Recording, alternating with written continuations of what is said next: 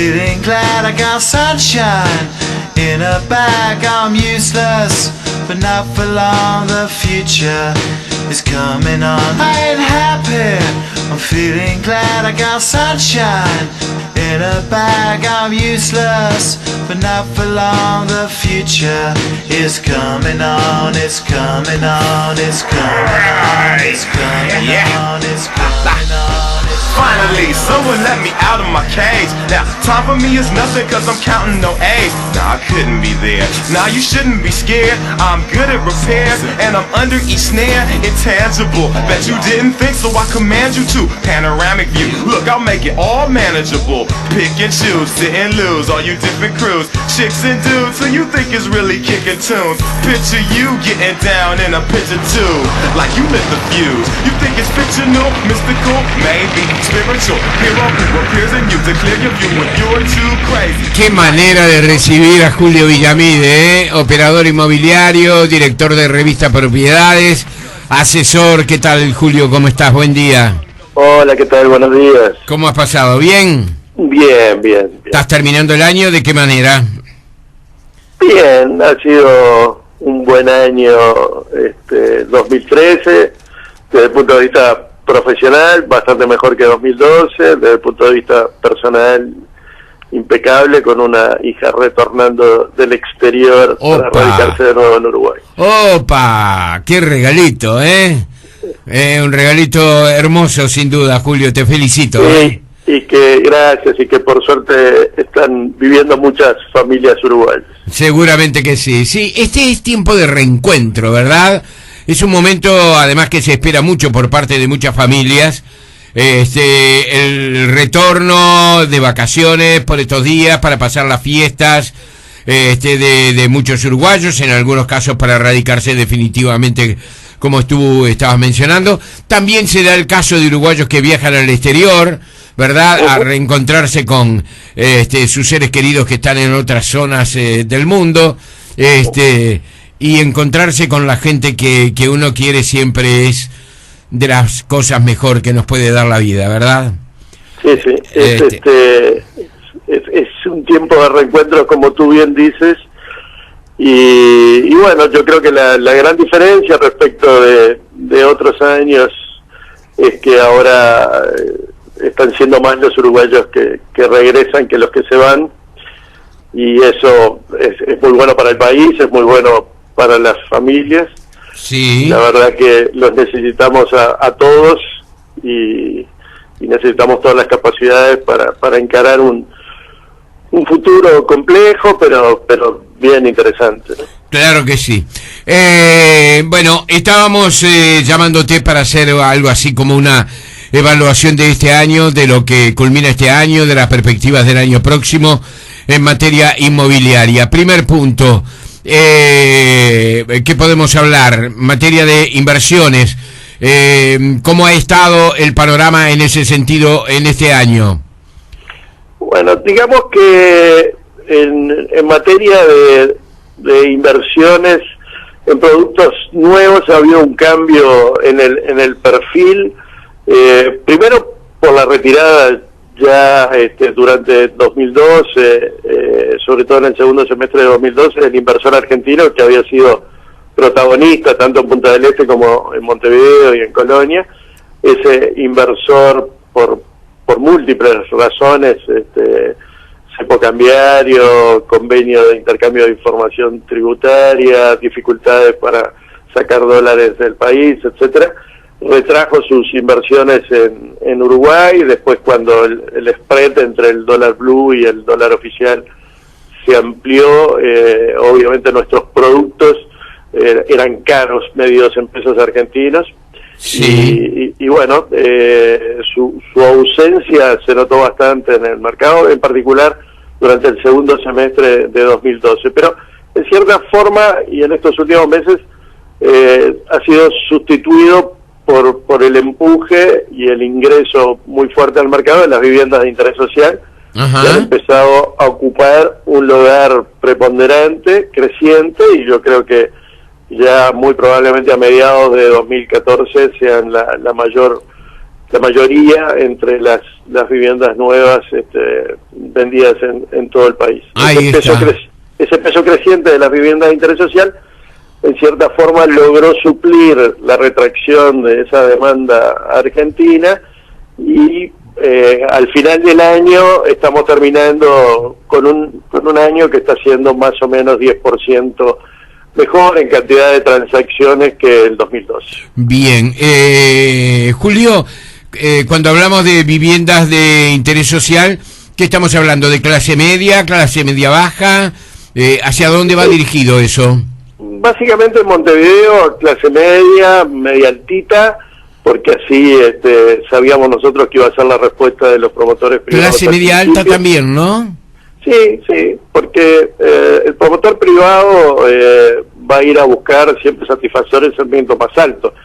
Eso era lo que estaba pasando en el mercado antes que la ley 17895 se aprobara, es decir, el 90% en algunos años de la nueva vivienda se construían en los barrios de la costa, sí, donde está apenas el 20% de la demanda. Cuando nosotros presentamos desde la Asociación de Promotores la propuesta que después el Poder Ejecutivo terminó transformando en un proyecto de ley que al final terminó aprobándose por unanimidad tanto en diputados como en el Senado, que es la ley de vivienda de interés social, lo que se buscaba era justamente evitar esa saturación de oferta en la costa y esa ausencia total de oferta para los sectores de clase media hacia abajo. Claro. Y ese efecto se está logrando. Obviamente el sector privado arranca siempre por el segmento más alto y después va a ir bajando en la medida que se vayan saturando algunos segmentos. Pero tenemos hoy 6-7 mil viviendas en construcción, en barrios donde no había construcción. Por ejemplo, desde hace 40 años. Y acá en Montevideo, el Cordón, el centro, el barrio sur, Palermo, La Aguada, el barrio Gómez, barrios en los que hace 40 años no se construía por parte del sector privado, sí, con riesgo privado, 100% privado, sí, y que ahora se está construyendo. Solo en el centro se están construyendo 800 viviendas, y en el centro con financiamiento privado no se construía desde la década del 50 del siglo pasado, ¿no? Claro. Son viviendas que tienen de alguna manera que toman en cuenta, por ejemplo, las nuevas exigencias de aquellos compradores, por ejemplo, en materia de servicios. Antes se trataba de la vivienda, el ascensor y poca cosa más, ¿verdad? Ahora hay como un gusto más, un paladar más refinado por parte del comprador. ¿Cuáles son las características que tienen estas viviendas, Julio? Mira, las características, la verdad que en materia de servicios fue una larga discusión, porque esta propuesta se hizo por el Ejecutivo, después interactuamos durante un año con todos los equipos técnicos y las jerarquías, tanto del Ministerio de Vivienda, Agencia Nacional de Vivienda, Ministerio de Economía, etcétera. Y la verdad que la transacción a la que se llegó a nosotros no nos gustaba, a nosotros, digo, el sector privado, porque se eliminaban todos los servicios en una falsa dicotomía entre clase media y servicios, como que eran imposibles de unir, ¿no? Sí. Un proyecto de vivienda de interés social deja de serlo si tiene una piscina, por ejemplo. Entonces, bueno, al final lo que estas viviendas tienen es un perfil bien interesante desde el punto de vista constructivo, porque ahí sí las exigencias son fuertes, incluso más altas que las que tiene normalmente la normativa de la propia Intendencia, por ejemplo en materia de asoleamiento, es decir, hay algunas viviendas de Positos y de Punta Carretas que no calificarían como viviendas de interés social por sus áreas o por su ausencia de una terraza lavadero, etcétera. Y sí, en materia de confort térmico, ahí sí, desde el uso de energías renovables hasta pasado por el cuidado en el mantenimiento del calor dentro de las viviendas, ahí el nivel de posibilidades se amplía y el nivel de exigencias es un poco más alto. O sea, son viviendas confortables de tamaños, repito, a veces más grandes que las que uno puede encontrar en la franja costera, que arrancan desde un dormitorio para arriba, los monoambientes no están incluidos dentro de las exoneraciones fiscales, y que están lentamente ofreciendo una batería de alternativas a un sector que la única alternativa de acceso a la vivienda era el alquiler hasta ahora, ¿no? Claro. Julio, ¿en qué porcentaje estábamos? En un momento tuvimos que el 63% de los uruguayos era propietario. ¿En qué porcentaje estamos hoy? Y estamos ligeramente por debajo del 60, es decir, ¿sí?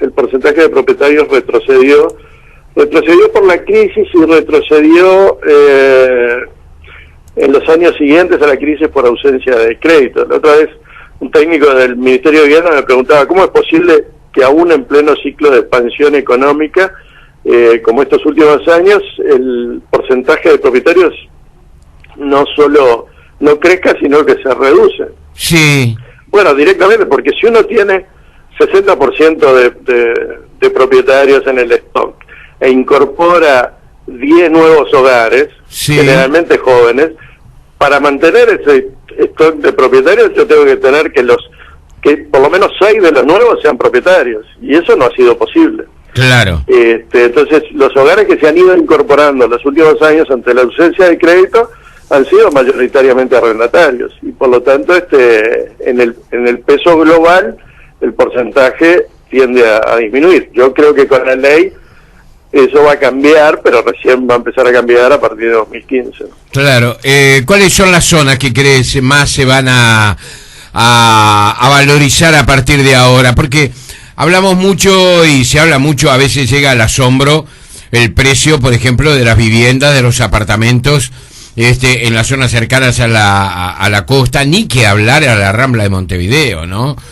Vas con $1 millón y de pronto no te alcanza, y quienes aseguran que con ese dinero, por ejemplo, hoy en la República Argentina, en Buenos Aires más concretamente, se adquiere apartamentos que son muy suntuosos.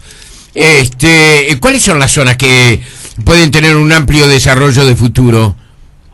Bueno, nosotros tuvimos un periodo en el que la promoción privada se concentró básicamente en la franja costera, desde Boulevard Artigas al sur de Avenida Italia hasta Carrasco. Ese era el escenario en el que algún año, como el año 2008, 90% de los metros cuadrados o de las nuevas viviendas que se aprobaron en permiso de construcción para todo Montevideo estaban en ese polígono de la costa de Montevideo. Hoy lo que estamos viendo con las viviendas de interés social es que la preferencia tanto de los inversores, promotores, como de los compradores está en los barrios admitidos por la ley, pero más cercanos a la costa, y ahí aparece barrios en cierta forma olvidados por los montevideanos, como Palermo, que tiene la característica de estar muy cerca del área central, claro, muy cerca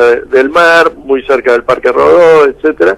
El Palermo y Barrio Sur son barrios en los que han empezado a aparecer muchas obras y tienen una demanda interesante, y después Cordón y el centro también, por razones de proximidad de las casas de estudio y de los trabajos de la gente, son barrios bastante preferidos de este nuevo perfil de edificaciones que tiene Montevideo. Está obviamente claro. La demanda más solvente va a seguir prefiriendo la costa y va a estar orientada a barrios costeros, pero esta nueva oferta que está apareciendo, que repito, va a ser más de la mitad probablemente en menos de un año, está en zonas consolidadas y lo más cerca de la costa posible. Claro. El montevideano aspira a tener tres cosas, e idealmente, si cualquier propuesta tiene las tres, son los valores más altos, que es agua, verde y seguridad, ¿no? Claro, esos puntos. Son los tres factores que prioriza el montevideano a la hora de comprar una vivienda. Sí, Positos está que no da más, Punta Carreta prácticamente no da más, el buceo no da para mucho más. Malvin ha comenzado desde hace ya varios años a tener un desarrollo también muy amplio, ¿verdad? Y luego vienen las restricciones en cuanto a edificaciones de altura en los otros otros barrios. En Carrasco, sí, sí. Y últimamente también el incremento de la contribución inmobiliaria en Canelones, que había sido uno de los atractivos por los cuales una buena parte de las promociones desbordaron el territorio de Montevideo y se instalaron allí, en la zona de Parque Miramar y la zona más cercana a Montevideo, pero bueno, las contribuciones han subido bastante, se han equiparado o incluso superan a las de Montevideo y ya se les quitó ese atractivo inicial. Claro. Pero bueno, en todo caso lo que estamos viendo es que la ciudad está creciendo de manera mucho más equilibrada, ¿no? Sí. Mucho, porque como digo esto, también hay construcciones en La Unión y en La Teja y en Paso Molino, en barrios también consolidados, pero ya no tan céntricos, en La Blanqueada, que también hay muchas propuestas y hay muchas obras en marcha. Yo creo que esto le va a hacer mucho bien a la ciudad, no teníamos ninguna duda, lo pensamos cuando propusimos la idea, que el Poder Ejecutivo le interesó y la transformó en un proyecto de ley, y no tengo dudas que va a haber un antes y un después de esta ley, mirando en el largo plazo, ¿no? Claro. Julio, ¿esto va a afectar el precio, por ejemplo, de los alquileres, que es uno de los aspectos que más discusión, vamos a decirle así, no sé si es el término adecuado, creo que no, pero provocó el aumento concretamente en el precio de los alquileres en los últimos años? Yo creo que el aumento del precio de los alquileres ha sido consecuencia de esa ausencia de alternativas, sobre todo para los sectores medios y en particular para los jóvenes, que a la hora de salir al mercado, si no tenían un ahorro previo o no tenían unos padres que le ayudaran para comprar una vivienda, el alquiler era la única alternativa. Claro. A su vez, el ascenso social de gente que hace 5 o 6 años, familias que no podían pagar un alquiler y ahora sí pueden, y el retorno de uruguayos desde el exterior, todo eso generó una demanda adicional que llevó a los alquileres a precios altos, aunque todavía no alcanzamos los máximos de 1994 en términos reales. No asustes a la gente, Julio. ¿El pronóstico es que va a aumentar? No quiero decir que necesariamente se tengan que alcanzar. Nosotros creemos que van a seguir aumentando un tiempo más hasta que las viviendas de interés social empiecen a hacer su efecto en el mercado, y después nosotros estamos pronosticando que va a haber un descenso probablemente entre 20 y 30% en términos reales de los alquileres a partir de 2015, gradualmente, nunca un cambio brusco, pero sí que va a empezar un periodo donde durante varios años los alquileres van a estar con una tendencia a la baja en términos reales. La razón principal es que va a haber más oferta, porque algunas de estas viviendas de interés social están siendo compradas por inversores, la mayoría argentinos, pero inversores para ser volcadas al alquiler y beneficiarse con 10 años más de exoneración fiscal. Y por otro lado, algunos inquilinos actuales o potenciales inquilinos futuros, en lugar de seguir en el mercado de arrendamientos, van a poder comprar alguna de estas miles de viviendas con créditos hipotecarios y con algunos de los subsidios a la demanda que están bien previstos en la batería de herramientas que acompañan la ley, de forma tal que va a haber menos demanda, va a haber más oferta. La consecuencia de eso debiera ser que los precios caigan en términos reales. Claro, y la vivienda usada en materia de venta, ¿qué va a pasar? ¿También seguirá esa tendencia, Julio? Yo creo que la vivienda usada tiene espacio para crecer. Yo creo que la vivienda usada está en cierta forma con precios deprimidos en comparación con la nueva. Hay un spread muy grande en algunos barrios entre lo nuevo y lo usado, debido a la ausencia de créditos durante casi 10 años. El crédito viene creciendo a tasas del 23% anual en términos de dólares corrientes en los últimos 5 años. Obviamente no es sostenible esa tasa en el largo plazo, pero nosotros creemos que el crédito se va a seguir expandiendo bastante por encima del crecimiento de la economía.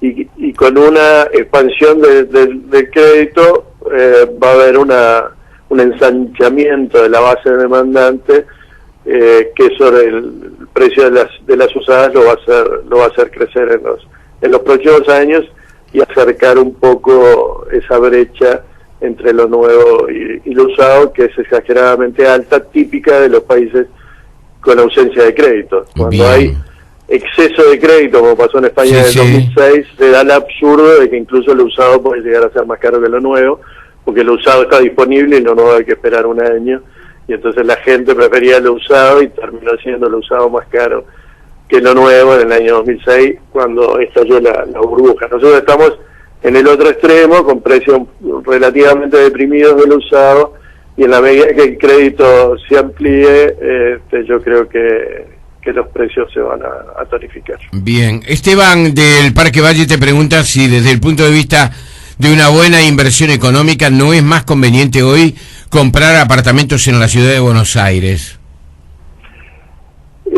Probablemente sí, en términos de lo requerido para la inversión. Es decir, yo puedo hacer más cosas Sí. con $200.000 en Buenos Aires que las que puedo hacer en Montevideo. ¿Se puede comprar Ahora, algo importante en Buenos Aires con $200.000? Sí, hoy se puede comprar algo bien interesante, y creo que incluso dentro de algunos meses, dependiendo del nivel de la devaluación que necesariamente va a tener que operar en Argentina, se pueden hacer mejores inversiones. El problema de las inversiones en Argentina es que para un extranjero después Sí, vender claro. y retirar el dinero es un vía crucis, un absoluto vía crucis. Más allá de que la fiscalidad es mayor y que las regulaciones son enormes a la hora de alquilar, no hay sistema de reajuste, en fin. O sea, hay libertades a las que los uruguayos nos hemos acostumbrado, como la libertad en el mercado de alquileres, o la compraventa de divisas, que en Argentina no existen y no van a existir en el corto y mediano plazo, porque de un cepo cambiario no se sale con un decreto presidencial. Claro que no. Claro. Entonces, yo creo que hay de repente mejores oportunidades en Asunción, por ahí, donde... ¿En Asunción? Sí, donde la economía es más liberal y tienen todo para crecer, y realmente los precios son relativamente bajos. Sí. Me parece que las mejores oportunidades hoy en la región están en Asunción más que en Buenos Aires. ¿Cómo han cambiado las cosas? En Paraguay hay una pujanza. Estaba leyendo ayer que, por ejemplo, el país sudamericano que más carne vende a Rusia es Paraguay, pero por muerte, Ya nos ganó a nosotros los uruguayos, por ejemplo. Quedaron atrás quedaron atrás aquellos tiempos en que te decían aquello del número de rifa, ¿no? El primer premio, un pasaje a Asunción; el segundo premio, 2 pasajes a Asunción. Ahora Asunción parece ser un buen negocio. Sí, nosotros hace 4 o 5 años, en una charla que dimos en el Instituto de Capacitación de la Cámara Inmobiliaria Argentina, al final uno de los participantes nos preguntó cuál va a ser el país del futuro para los negocios inmobiliarios, y dijimos Paraguay. Nos miraron en forma muy extraña, porque además para ellos Paraguay todavía está más devaluado desde el punto de vista de... Sí. Es decir, ellos lo asocian con el paraguayo pobre que es Sí. el inmigrante que viene allí, etc. Y la verdad que Paraguay tiene unas posibilidades fantásticas de crecimiento, y a poco tenga gobiernos serios y logre subsanar problemas endémicos como el de la corrupción, etcétera.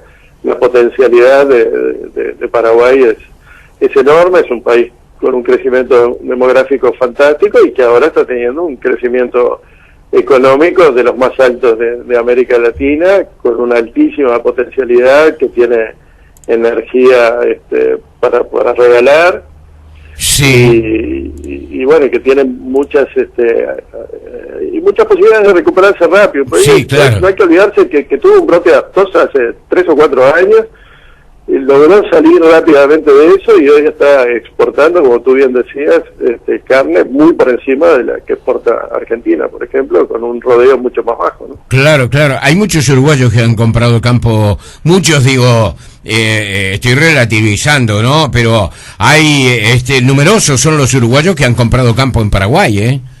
Sí, los paraguayos estiman que ya cerca de 10% de los campos más interesantes están en poder de uruguayos. ¿Qué te parece? Y un porcentaje un poquito mayor de argentinos, o sea, calculan que una cuarta parte está en poder de uruguayos y argentinos de los campos. Y también hay uruguayos haciendo desarrollos inmobiliarios, y hay alguna inmobiliaria que se ha instalado en uruguaya, que se ha instalado en Asunción. Me parece a Buenos Aires, para culminar un poco la pregunta que hacía Esteban, la pregunta del oyente, se invirtió mucho, se construyó mucho en estos últimos años. La rentabilidad que ofrece hoy una inversión inmobiliaria en Buenos Aires difícilmente supera el 2% anual.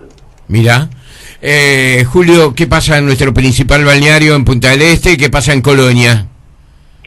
Bueno, son dos plazas que están sintiendo ese retiro del comprador argentino.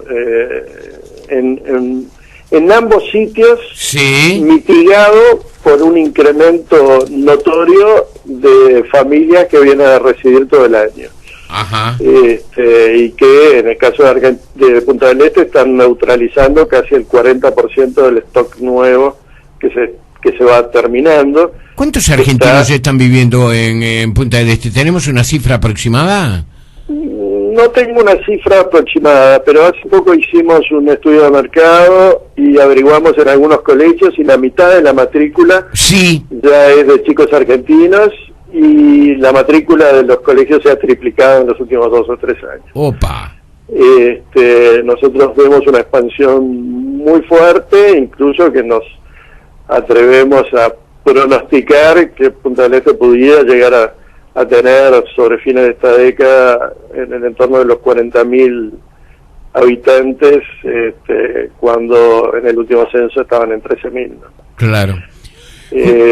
Creemos que Punta del Este tiende a consolidarse como una ciudad de residencia permanente, y en Colonia ya el 5% de las familias que viven en todo el departamento son argentinas. Claro. Y eso sigue creciendo, ¿no? Son miles de familias argentinas que viven desperdigadas por todo el departamento, no solamente en la capital, sino también en Carmelo y en ciudades más pequeñas. Claro. A eso hay que sumarse la radicación de argentinos en el litoral, de gente que ha comprado campos y se ha venido con su familia. Y yo creo que este fenómeno en el futuro se va a intensificar porque tengo la percepción, una de las razones por las que hicimos esta propuesta del Poder Ejecutivo eran 3 razones. La primera era quitar cientos de millones de dólares de inversiones en la costa y distribuirlos mejor en el territorio, evitando la saturación de la costa, una película que ya vimos y sabemos que termina mal. Uh-huh. La segunda era ofrecer alternativas de inversión para los sectores de clase media, con financiamiento y demás.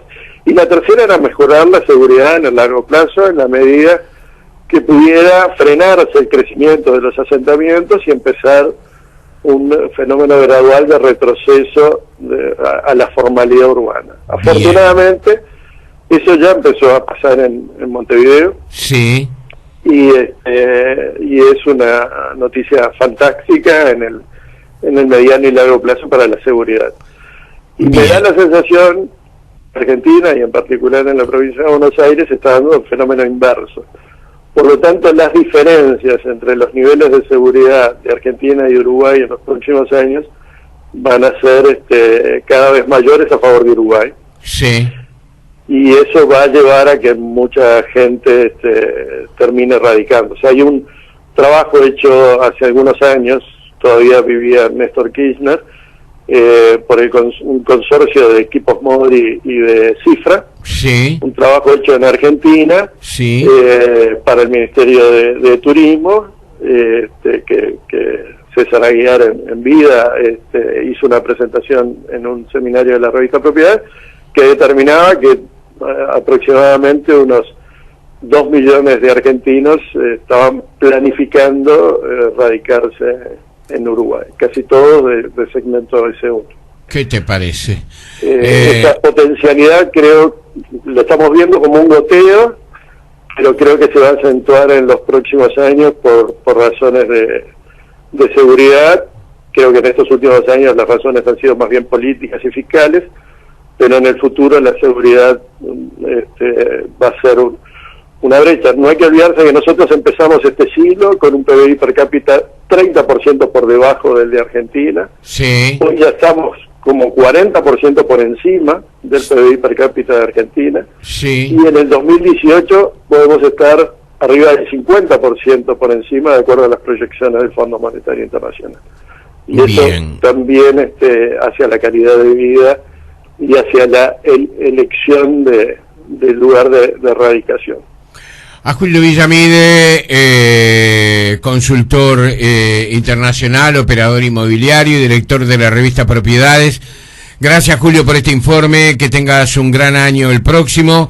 Seguiremos seguramente molestándote. Un abrazo a la distancia, Oh, con todo gusto y los mejores deseos para ti y para toda tu audiencia. Un abrazo. Hasta muy pronto. Señores, fue Julio Villamide en la mañana de Tiempo Presente.